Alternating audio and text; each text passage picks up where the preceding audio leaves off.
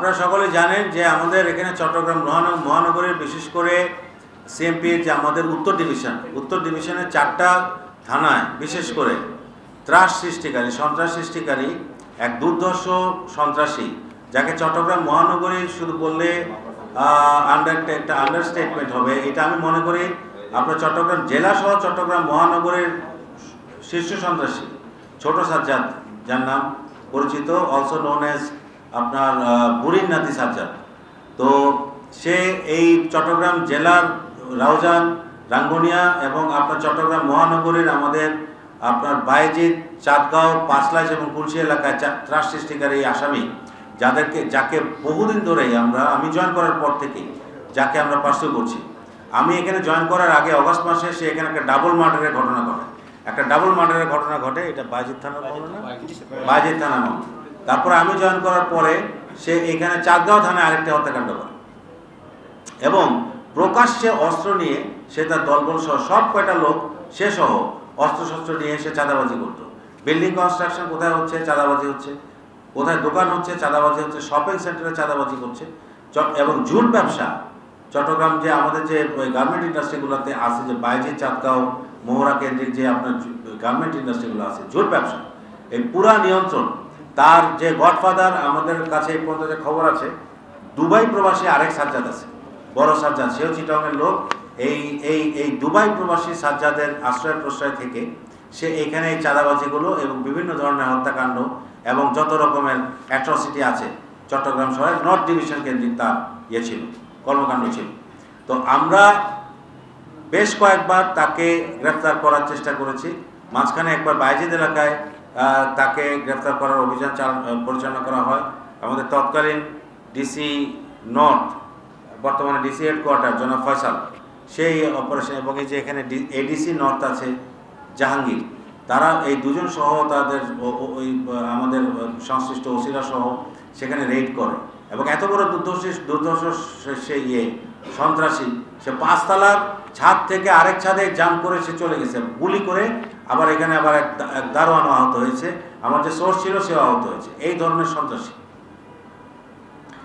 পরবর্তীতে বাইজিৎ থানার বর্তমান ওসি সে এই সাজ্জাদকে ধরার যে আমাদের প্রচেষ্টা ছিল, সেই প্রচেষ্টায় তার একটা বড় কন্ট্রিবিউশন ছিল। এটা জানার পরে এই সাজ্জাদ ভিডিওতে লাইভে এসে এই বাইজিৎ থানার ওসিকে প্রকাশ্য দিবালোকে সে আপনার লাঞ্ছিত করার হুমকি দেয়। এরপরে দেখলাম যে এনাফ ইজ এনাফ, এটা অনেক বার বেড়ে গিয়েছে, একে এখন দমাতে হবে। তখন আমি সিএমপি কমিশনার হিসেবে প্রেস বিজ্ঞপ্তি দিলাম যে একে ধরিয়ে দিতে পারলে, জীবিত অবস্থায় ধরিয়ে দিতে পারলে উত্তম অর্থ পুরস্কার দেওয়া হবে। এটাও প্রায় আজকে কতদিন, 3 মাস আগের কথা, 3 মাস আগের কথা। তো আমাদের প্রচেষ্টা অব্যাহত ছিল। মাঝখানে পুলিশ হেডকোয়ার্টারের সাথে আমাদের একটা ইন্টেলিজেন্স কোঅর্ডিনেশন ছিল। আমাদের ডিসি নর্থ, আমাদের এডিসি নর্থ, এদের সাথে পুলিশ হেডকোয়ার্টারের একটা ইন্টেলিজেন্স কোঅর্ডিনেশন ছিল। পুলিশ হেডকোয়ার্টার ওকে ট্র্যাক ডাউন করার ক্ষেত্রে আমাদেরকে প্রভূত সহায়তা করেছে। আমাদের ডিসি নর্থ আমিনুল ইসলাম, সে একটা ট্রেনিং কোর্সে অলরেডি প্রায় 7 দিন ধরে ঢাকা অবস্থান করছে এবং পুলিশ হেডকোয়ার্টারের সাথে তার লিয়াজও ছিল এই লোকটাকে ধরার জন্য, সাজ্জাদকে ধরার জন্য। পুলিশ হেডকোয়ার্টারের কাছ থেকে এবং ম্যানুয়াল সোর্সে সে খবর পায় যে গতকাল রাত্রে 8টার দিকে এই যে দুর্ধর্ষ শীর্ষ সন্ত্রাসী সাজ্জাদ, সে তার স্ত্রীকে নিয়ে সে শপিং করতে গিয়েছে বসুন্ধরা শপিং কমপ্লেক্সে এবং সিএমপির একটা টিমও ঢাকায় সে এনে রেখেছিল আগের থেকে, কারণ ইন্টেলিজেন্স ছিল যে এই লোকটা ঢাকায় এই সময় এখানে থাকতে পারে। সিএমপির একটা টিম আগের থেকেই ওর সাথে ঢাকায় অবস্থান করছিল।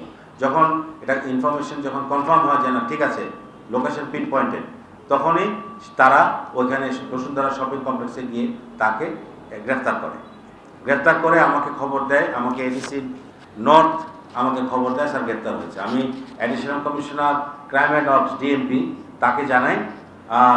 সে তারপরে ওই লোকাল যে থানা, তেজগাঁও থানা, সেখানে খবর দেয়। বাই দ্যাট টাইম তো ওই সাজ্জাদকে তো আমার সিএমপি টিম ডিসি নর্থের নেতৃত্বে ধরেই ফেলেছে, গ্রেফতার করে রেখেছে। স্থানীয় যারা ছিলেন তারাও সাহায্য করেছে গ্রেফতার করে ধরে রাখার জন্য। তো আমি ডিএমপির additional commissioner crime and ops খবর জানাই। খবর জানানোর প্রায় 45 থেকে 50 মিনিট পরে সেখানে তেজগাঁও থানা থেকে একজন এএসআই যায় এবং ওই এএসআই সহায়তায় ওই গ্রেফতারকৃত সাজ্জাদকে, যে সিএমপি যাকে গ্রেফতার করেছে ডিসি নর্থের নেতৃত্বে, এই গ্রেফতারকৃত সাজ্জাদকে ওই এএসআইয়ের সাথে করে নিয়ে আমরা ইয়েতে যাই, তেজগাঁও থানায় যাই, আমার টিম যায় ডিসি নর্থ, গিয়ে গ্রেফতার পরবর্তী আইনি কার্যক্রম গ্রহণ করে। এবং তার বিরুদ্ধে মোট কয়টা মামলা আছে? 15টি মামলা আছে। তার বিরুদ্ধে চট্টগ্রাম জেলা এবং চট্টগ্রাম মহানগরী মিলিয়ে মোট 15টি মামলা বর্তমানে তদন্তাধীন আছে। জি বলো, হত্যা মামলা। আচ্ছা আমি বলি একটু লম্বাটা লিস্ট, তো সময় লাগবে। ওই কাগজটা আপনারা দিয়ে দিন আপনাদেরকে। স্যার নিবে ভিডিও ফুটেজ নিবে এটা করে। আচ্ছা আমি একটা করে বলি, আপনার এই কাগজটা আপনাদেরকে দিয়ে দিব। এটা আমরা দিয়ে দেব। অবশ্যই পালানোর চেষ্টা করেছিল, সে পুলিশের উপস্থিতি টের পেয়ে পালানোর চেষ্টা করে। কারণ আমার পুলিশের লোক যারা ছিল সিএমপি টিম, তো তাতে সিএমপির লোক, তার চিটাঙের লোক, ও দেখে চিনে ফেলছে, পালানোর চেষ্টা করেছে। আমার সিএমপির লোকগুলো সাদা পোশাকে ছিল, তারা তাকে চাপটে ধরে ফেলেছে।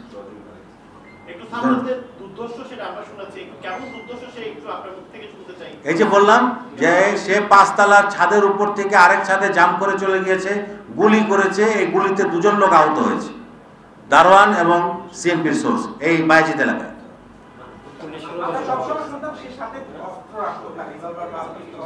হ্যাঁ, গতকালকে সে শপিং কমপ্লেক্সে ছিল, এবং যেহেতু ঢাকায় ছিল তার মধ্যে বোধহয় একটা আত্মবিশ্বাস ছিল যে ঢাকা পর্যন্ত আমরা তার পিছিয়ে ধাওয়া করবো না। সে এরকম একটা চিন্তা হয়তো করেছিল, সে নিরস্ত্র অবস্থায় ছিল, তার কাছে অস্ত্র ছিল না। আপনাদের যে প্রাথমিক জিজ্ঞাসাবাদে সে কি বলেছে, সে কেন এই পথে আসলো, তার বয়স কত, তার আয় কত, তার কোনো রাজনৈতিক কোনো পরিচয় আছে কিনা, সে প্রাথমিক জিজ্ঞাসাবাদে। আমি আপনাকে বলি so far as CMP is concerned, there is no other identity of a criminal other than the fact that he is a criminal. এখানে অপরাধী এবং সন্ত্রাসী একটাই পরিচয়, সে অপরাধী, সে সন্ত্রাসী। তারপর দলীয় পারিবারিক কোনো পরিচয় পুলিশের কাছে নাই। কাজেই এই সমস্ত পারিবারিক বা দলীয় ব্যাকগ্রাউন্ড নিয়ে আমরা মোটেও বলতো না। তো সে যে অপরাধ করেছে, অপরাধ অনুযায়ী তার বিচার এবং শাস্তি আমরা নিশ্চিত করব। আর তদন্তে এবং তাকে জিজ্ঞাসাবাদে কি কি তথ্য পাওয়া গিয়েছে ওটি বলার সময় এখনো আসেনি, কারণ জিজ্ঞাসাবাদ এখন পর্যন্ত শুরু করা যায়নি। কারণ কালকে রাত্রে, অনেক গভীর রাত্রে তাকে নিয়ে আসা হয়েছে। তাকে জিজ্ঞাসাবাদ করে প্রাপ্ত তথ্য অনুযায়ী আমরা আরও আসামি ধরবো, অস্ত্রশস্ত্র যা আছে সেগুলো উদ্ধার করবো, যথাসময়ে আপনাদেরকে সামনে সেগুলো আমরা উপস্থাপন করব। খুবই অল্প বয়স, একদমই তরুণ। আসলে তার ছুটির জোরটা কোথায় ছিল? আপনারা সিএমপিকেও বেঁচে হয়েছে, আপনাদের কর্মীরা আহত হয়েছে, ছুটির জোরটা কি ছিল? আসলে এক সাজ্জাদ দুবাই থেকে আসলে তাকে নিয়ন্ত্রণ করতে, নাকি অন্যান্য বলয়ে আসলে তার শক্তি সামর্থ্য বাড়িয়েছিল? সেগুলো তাকে জিজ্ঞাসাবাদের মাধ্যমে আমরা জেনে, আমরা একদম অথেন্টিকেটেড নিউজ, আমাদের কাছে যে নিউজ আছে সেগুলো এখন অথেন্টিকেটেড না, সেগুলো আমরা অথেন্টিকেট করবো তাকে জিজ্ঞাসাবাদ করে, আরও পারিপার্শ্বিক সাক্ষী সাবক নিয়ে সেগুলো আমরা অথেন্টিকেট করবো, তারপরে আমরা আপনাদেরকে তথ্য দিতে পারবো। এখন যদি আমি বলি যে সে একটা পলিটিক্যাল পার্টির শেল্টারে ছিল, না জেনে বুঝে যদি আমি একটা কথা বলি, আমি যদি এটা সাবস্ট্যান্সিয়েট না করে বলি, তাহলে তো কথাটা ঠিক হবে না, ঠিক না? সামাজিক শুরু করে এলাকার মানুষের মধ্যে একটা পুলিশের প্রতি মানে ইয়ে চলে এসেছিল যে পুলিশ পিছিয়ে গেছে, পুলিশ মানে অনেকটা নিষ্ক্রিয় হয়ে গেছে। এই যে এই ধরনের একটা উদ্ধারের পরে আপনারা পুলিশকে কিভাবে কামব্যাক হিসেবে দেখবেন, এটা একটু দেখতে বলবেন। এটা আপনি কিভাবে দেখেন সেটা বলেন। আমি দেখব। Congratulation sir, thank you very much. একটু বলবেন। এই সাজ্জাদের মূল গডফাদার হলো হাবিব খান এবং সাজ্জাদ, সিনিয়র সাজ্জাদ। তারা দুইজনে কিন্তু এদের ভিডিও কলের সিনিয়র সাজ্জাদ এবং হাবিব খানকে আওতায় আনতে দিয়েছে। অবশ্যই, এবং সিনিয়র সাজ্জাদ দুজনের কেউই দেশে নাই, এরা দুবাইতে থাকে। হাবিব খান তো ফেরিসে আছে, ওই তো দেশের বাইরে আছে। আমরা এই যে আপনি যেটা বললেন, এই তথ্যগুলো তার কাছ থেকে, গ্রেপ্তারকৃত আসামির কাছ থেকে তথ্যগুলো নিয়ে প্রয়োজনে ইন্টারপোলের রেড নোটিশ জারি করার জন্য পুলিশ সদরকে অনুরোধ জানাবো। গুলি করছে তখন কিন্তু বাকুড়িয়া থানার পুলিশ প্রয়োজন ছিল, একে পুলিশ নিয়ে প্রকাশ্য আসর মানে জোহরের নামাজের পরে, অথচ কোনো পুলিশ কাছে আসে নাই।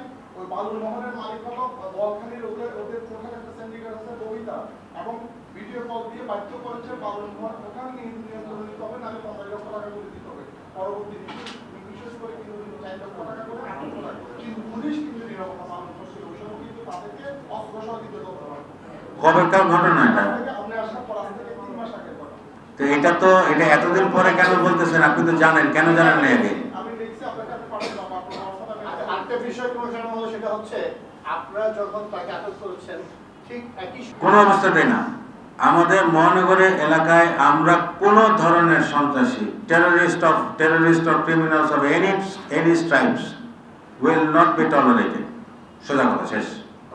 আপনাকে ধন্যবাদ জানাই যে আপনি এই 5 আগস্টের পর থেকে আজকে পর্যন্ত চট্টগ্রাম শহর আইন শৃঙ্খলা আলহামদুলিল্লাহ অনেক ভালো অন্য জায়গা থেকে যে ছিনতাই আমরা যে রোজা দিয়ে আমরা কনসার্ন ছিলাম ছিনতাই নিয়ে, তারপর অনেকটা আমাদের কমে গেছে, টাকা থেকে কমে গেছে, নিয়ন্ত্রণ আছে। এই কিছু হিসেবে এটাকে আমি ইনক্রিজ করার জন্য আপনাদের কি থাকবে, আপনাদের বিভিন্ন কাজকর্মগুলো কি করবেন?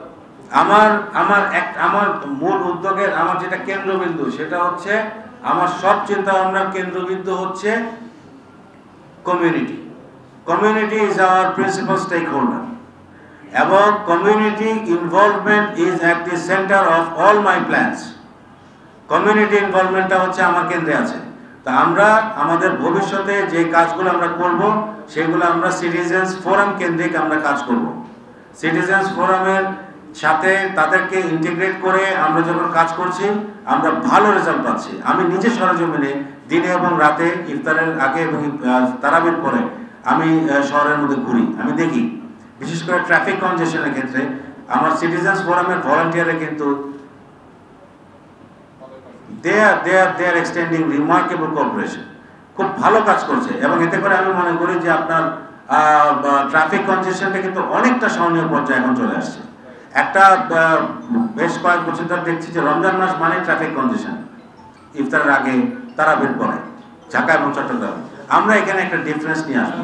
এইবারে রমজানটা আমরা ডিফারেন্ট রমজান করবো, যেখানে কোনো ট্রাফিক কনজেশন থাকবে না, যতটা সম্ভব কম থাকবে, ছিনতাই থাকবে না, মানুষজন সুন্দরভাবে নির্বিঘ্নে নিরাপদে। এবং আমার দেখলে খুব ভালো লাগে। আমি কালকে দেখতেছিলাম যে 20-22 বছর 23 বছরের মেয়েরা বোরকা টোরকা পরে বা বোরকা ছাড়াই একা একা ঘুরতেছে শহরে রাতে। এটা আমি মনে করি আমার জন্য এটা অনেক গৌরবের বিষয়, আমার সিএমপি টিমের জন্য এটা বিরাট গৌরবের বিষয়। তো এটা কমিউনিটি ইনভলভমেন্টের মাধ্যমে আমরা এই পরিস্থিতিকে আরো উন্নত করার চেষ্টা করব। আর আপনি যেটা বললেন, আপনার ইনফরমেশনগুলো দিলেন আমাদের additional commissioner crime and ops, ওনার কাছে ইনফরমেশনগুলো কাইন্ডলি আপনি দিয়ে যাবেন। আজকেই দিবেন ওনাকে, আজকেই দিয়ে যাবেন কাইন্ডলি। এবং এখানে পুলিশের যে গাফিলতি ছিল, সেই গাফিলতি নির্ধারণ করা হবে এবং ওই অনুযায়ী শাস্তিমূলক ব্যবস্থা গ্রহণ করা হবে। আমি আপনার কথা বুঝতে পারছি, আপনার ইনফরমেশনগুলো ওনাকে দিয়ে যাবেন। আমি এখন চলে যাচ্ছি ঢাকায়। আগামীকাল মাননীয় প্রধান উপদেষ্টা মহোদয়ের সাথে আমাদের একটা মিটিং আছে। মিটিং অ্যাটেন্ড করার জন্য আমি ঢাকায় চলে যাচ্ছি। আমি না গেলে এটা আমি টেক আপ করতাম, আমার অনুপস্থিতিতে উনি করবেন, আজকেই করবেন, এটা অ্যাড্রেস করবেন। ইনফরমেশনগুলো ওনাকে দিয়ে যাবেন। ধন্যবাদ।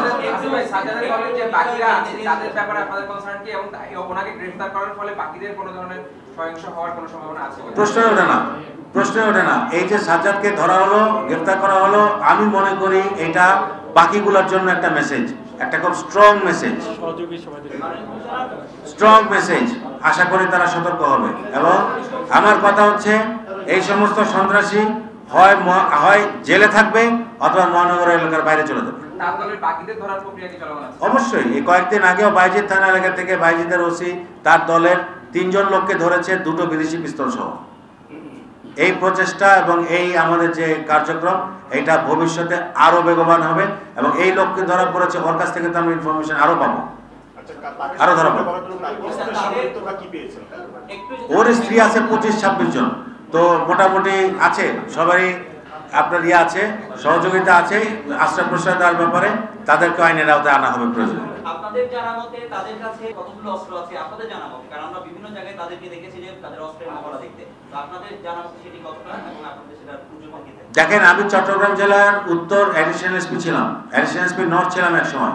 এইসব জায়গার সন্ত্রাসীরা হাটহাজারী, ফটিকছড়ি, রাউজান, বিশেষ করে টু সাম এক্সটেন্ট রাঙ্গুনিয়া, এবং ওই দক্ষিণ চট্টগ্রামের সাতকানিয়া, এইসব জায়গায় আমি 2002 থেকে 5 পর্যন্ত আমি অ্যাডিশনাল ছিলাম। আমি দেখেছি এদের কাছে অত্যাধুনিক অস্ত্র আছে, অত্যাধুনিক অস্ত্র থাকে, AK-47 assault rifle, AK-55, AK-57, এমনকি টরাস 9mm পিস্তল তাদের কাছে এখন আছে, ওই সময় ছিল না। ওই সময় AK-47 এই ক্যালাশনিকভ আপনার অ্যাসল্ট রাইফেল নিয়ে তারা ঘুরত। আমি নিজে ওই আপনার যুবলীগের এক সন্ত্রাসীকে এই অস্ত্র সহ লোডেড ম্যাগাজিন সহ 2 জন সন্ত্রাসীকে আমি নিজে ধরেছিলাম, এই AK-57 অস্ত্র সহ আপনার ক্যালাশনিকভ অ্যাসল্ট রাইফেল। সো এই অস্ত্রগুলো এদের কাছেও আছে, ছবিও আছে, আমি ছবি দেখেছি যে এদের কাছে এই অস্ত্র নিয়ে তারা ঘুরছে। কটি আছে এইটি জিজ্ঞাসাবাদে জানা যাবে।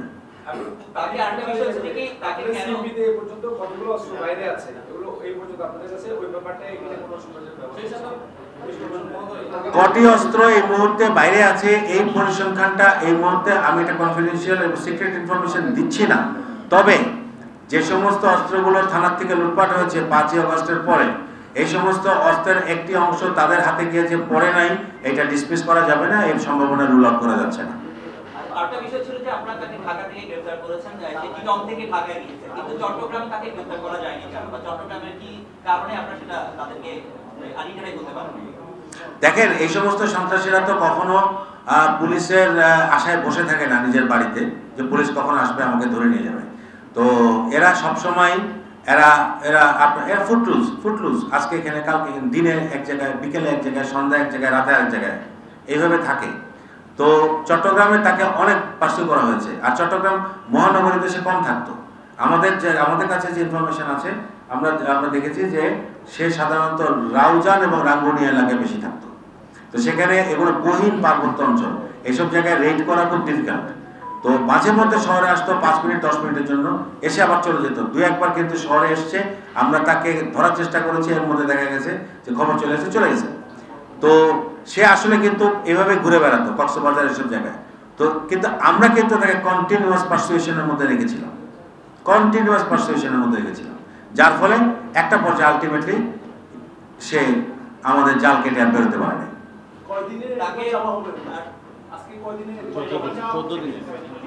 14 দিনের রিমান্ড চাওয়া। আরেকটা ভিডিও আমরা যখন তাকে গ্রেফতার করা হয়েছিল তখন একটা ভিডিও দেখেছিলাম যে তার খালি গায়ে ছিল আর কি, তার সাথে কি কারণ আমরা জানি স্থানীয়রা তার সাথে মারধর করেছে, এরকম মারধর করেছে, ভালোই করেছে। মানে এরকম কি কোনো তথ্য ছিল বা এরকম ওখানে আমাদের লোক ছিল, ওখানে আমাদের সিএমপির লোক ছিল, এবং সিএমপির লোক তাকে যখন ধরে ফেলে এবং আশেপাশের লোককে আহ্বান জানায় আমাদেরকে হেল্প করেন, এটা বড় সন্ত্রাসী, চিটংয়ের বড় সন্ত্রাসী, তখন আশেপাশের লোক আগে এসে আমাদের সিএমপি টিমকে হেল্প করে। ওই সময় হয়তো তার জামাটা ছিঁড়ে যেতে পারে, ধস্তাধস্তি হয়েছে। আপনারা পুরস্কার ঘোষণা করেছিলেন সাজ্জাদকে গ্রেফতারের ব্যাপারে, তারপরে এতটা সময় কেন লাগলো একটি প্রশ্ন। আরেকটা প্রশ্ন হচ্ছে যে তার ব্যাপারে পরবর্তী আইনগত ব্যবস্থা, রিমান্ডের কথাটা আপনি যদি বলেন। আর আরেকজন সন্ত্রাসীর কথা আমরা আসলে বেশ শুনছি, বার্মা সাইফুল, তাকে গ্রেফতারের ব্যাপারে আপনাদের আসলে অবস্থাটা কি বা আপনাদের অভিযান সাজ্জাদের মতো তারও ওখানে প্রভাব আছে, একই রকম সেই কার্যক্রম করছে। বার্মা সাইফুলের বিষয়ে আমার কাছে লেটেস্ট যে ইনফরমেশন আছে সেই মুহূর্তে চট্টগ্রামে নাই, সে ঢাকার দিকে কোথাও আছে। তো সেও পার্সুয়েশনের মধ্যে আছে, এলাকা ঢোকা মাত্র সে গ্রেপ্তার হবে, এবং ঢাকায় যদি তাকে আমরা ঠিকমতো লোকেশন পিনপয়েন্ট করতে পারি তাকেও ধরা হবে। যা আছে আপনি নাম XYZ যা আছে, A থেকে শুরু করে Z পর্যন্ত।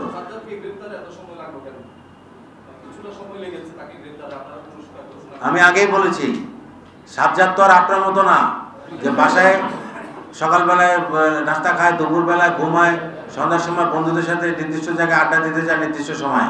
সে একজন অপরাধী, সে সবসময় পালিয়ে বেড়ায়। আপনাকে ধরা যায় যত সোজা, সাজ্জাদকে ধরা ঠিক ততটাই কঠিন, সেজন্যই সময় লেগেছে। নেক্সট একটা কথা বলে, সেটা হচ্ছে আমরা দেখেছি 5 আগস্টের পর থেকে মবের নামে বিভিন্ন জমি হচ্ছে, এগুলো কি কেউ যদি মব করার চেষ্টা করে তাদের কি ব্যবস্থা নেবে? Mob justice has no place in CMP. Mob justice or mob violence has no place in CMP. Anybody who gets involved in mob justice will be implicated in a specific case, criminal case, and will have to face the consequences, legal consequences. Complete. নির্দোষ সংসদগুলো গ্রেপ্তার হয় আবার জামিনে বের হয়ে যায়, এই বিষয়গুলো আপনার কিভাবে নজর দেন? তো আমার থানার ওসিদেরকে প্লিজ, আপনারা আমাকে প্রশ্ন করেছেন, আমি কথা বলছি, আপনারা নিজেদের মধ্যে কথা বলবেন না প্লিজ। আমার যারা ভারপ্রাপ্ত কর্মকর্তা আছেন এবং ক্রাইম ডিভিশনের ডিসি যারা আছে তাদেরকে সুস্পষ্ট দিক নির্দেশনা দেওয়া হয়েছে যে আসামি গ্রেফতার করাটাই শেষ কথা নয়, আসামি গ্রেফতার করাটাই শেষ কথা নয়। Our main purpose is to ensure conviction of that particular criminal. এই জন্য এই প্রসিকিউশনকে আমাদের পার্সিউ করতে হবে এবং এই কারণে আমাদের যে পেপার ওয়ার্কগুলো আছে এই পেপার ওয়ার্কগুলো একদম ফুল প্রুফ, একদম ত্রুটিহীনভাবে তৈরি করতে হবে, যাতে করে কোনোভাবে এই লোক জামিন না পায়, কোনোভাবে এই লোকের রিমান্ড প্রেয়ার টার্ন ডাউন না হয়, রিমান্ড প্রেয়ার প্রত্যাখ্যান না হয় এবং আলটিমেটলি এই লোকের যাতে কনভিকশন এনশিওরড হয়। এই জন্য আমাদের যত ফরওয়ার্ডিং আছে, ফরওয়ার্ডিং থেকে শুরু করে রিমান্ড প্রেয়ার, ফরওয়ার্ডিং এবং আমাদের যে তদন্তের বিষয়গুলো, এই তদন্তের বিষয়গুলো খুঁটিনাটি সব কিছু একদম সুচারুভাবে আমার সিনিয়র অফিসাররা যে ইনভেস্টিগেশন সুপারভিশনের মাধ্যমে নিশ্চিত করবেন যাতে এই লোকগুলোর কনভিকশন হয়। ধন্যবাদ, সকলকে ধন্যবাদ।